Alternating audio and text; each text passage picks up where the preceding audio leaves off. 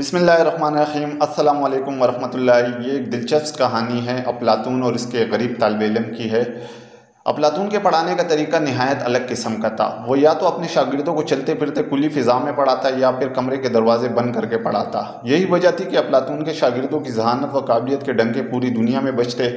अफलातून की बेपनाह शोहरत व काबिलियत को देखते हुए इसके शागिर्दों में दुनिया के तमाम वज़रा व अमरा के बच्चे ही शामिल थे।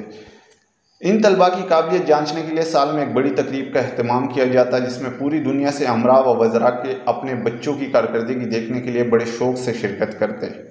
तकरीब के बाद दुनिया भर में अफलातून की मुअल्लमी के मज़ीद चर्चे होते। ऐसी ही एक जारी तकरीब में एक बादशाह के बच्चे से किसी सवाल में गलती हो गई।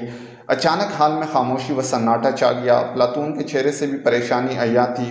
अफलातून की शर्मिंदगी को देखते हुए हाल में मौजूद एक गरीब बच्चे ने अफलातून को मुखातिब करते हुए कहा कि इस सवाल का जवाब मेरे पास है। अफलातून ने गरीब लड़के से कहा कि मेरे सवालों का जवाब मेरे और मेरे शागिर्दों के अलावा किसी के पास नहीं, जबकि तुम मेरे शागिर्द नहीं हो, फिर कैसे मेरे सवाल का जवाब तुम्हें आ सकता है।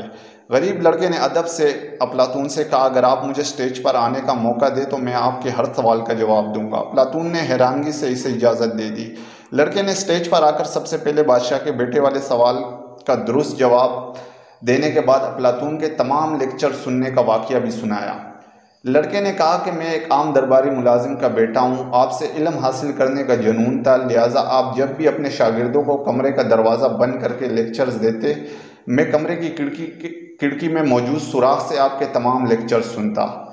यह सुनना था कि हाल में हर तरफ तालियों की गूंज शुरू हुई। अफलातून की इज़्ज़त अफजाई रखने पर अफलातून ने मुस्तकिल बुनियादों पर इस लड़के को अपनी शागिर्दी में लिया।